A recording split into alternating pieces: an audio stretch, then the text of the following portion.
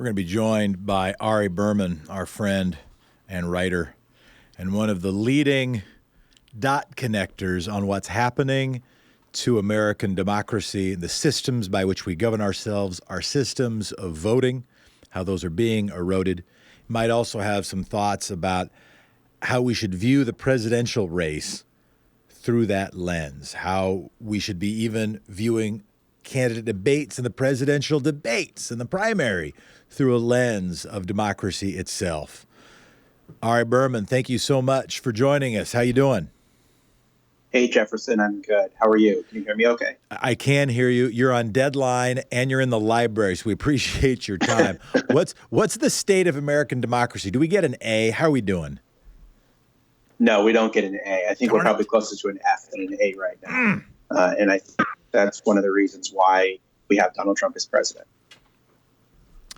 How are you looking at the presidential race as a chance to discuss the condition of democracy itself? This to me, and I will say it's more than a hobby horse for me, but it is both morally and strategically, to me, the thing I hope is first on people's lists. And one of the things I appreciated about Elizabeth Warren was when asked, what's the first thing you would do? She said, I would do something akin to H.R. 1. I would do sweeping anti-corruption legislation because it'll make everything else more possible. Buttigieg has offered a similar answer. Other candidates started to offer some similar answers. How are you seeing the presidential race through a lens of democracy? Well, I think that democracy has to be a definitional issue in the presidential race, because if we don't fix our democracy, we're not going to fix our politics. And you mentioned H.R. 1, which was the House Democrats' first bill, which was a sweeping democracy reform bill. So they really wanted to make that their first priority. That has now gotten lost a little bit with all the other stuff happening in Congress.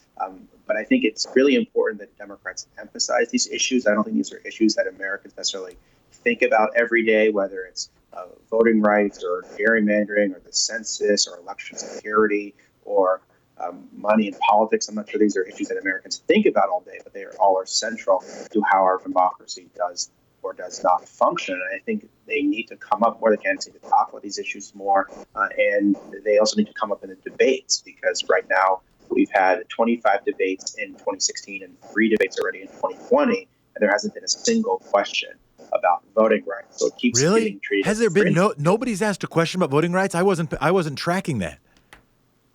Not a single question in either the Democratic or the Republican presidential debates in 2016, and not a single question in 2020 thus far. And you remember the last Democratic debate, not the one yesterday, but the one in late June, happened on the same day that the Supreme Court issued its rulings on gerrymandering and the census. So that would have been a really important day to bring this topic up. And even then, MSNBC didn't ask about it. So if people don't hear about it in debates when millions of Americans are tuning in, they might not know about it at all.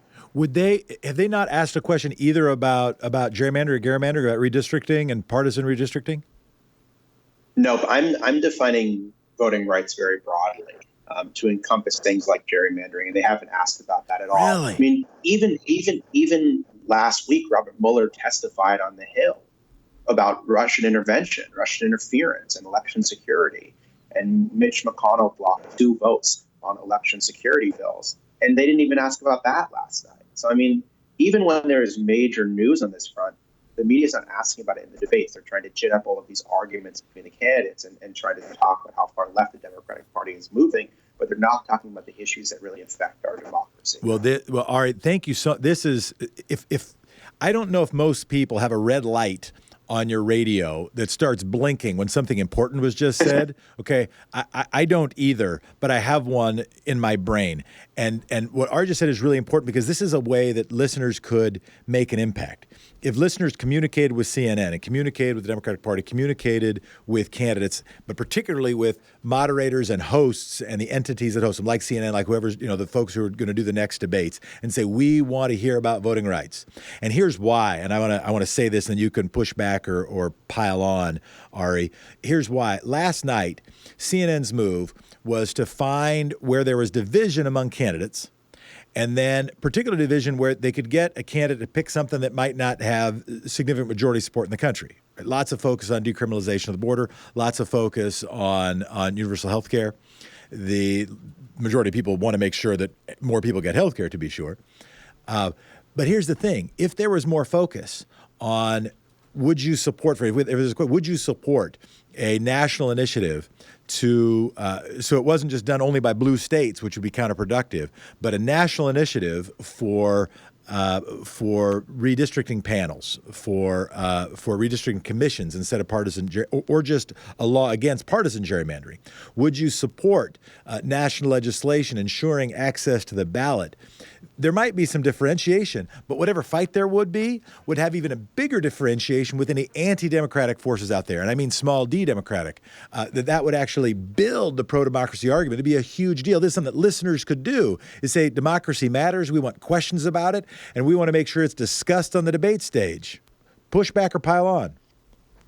No, I agree with you. I mean, first off, I don't think there has to necessarily be differences between the candidates to ask about something. If something is really important to the public, or really important to democracy, they can ask about it anyway. And then secondly, I think that there are differences between the candidates on how they would approach this, not just when it comes to democracy reform, but what they would do about the institutions of our democracy, what they would do about the Electoral College or the Supreme Court or things like that, or the U.S. Senate, the filibuster. So I think there are real things they should be discussing here, and it's not coming up.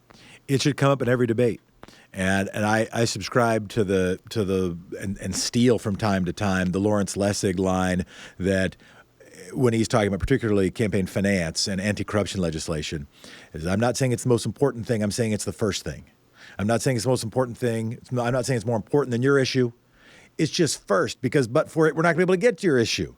We're talking about healthcare the way we're talking about healthcare in significant part because of the structure of our decision-making system. Anything out there you want to plug, Ari, that people ought to be reading in order to get ginned up or informed about this stuff?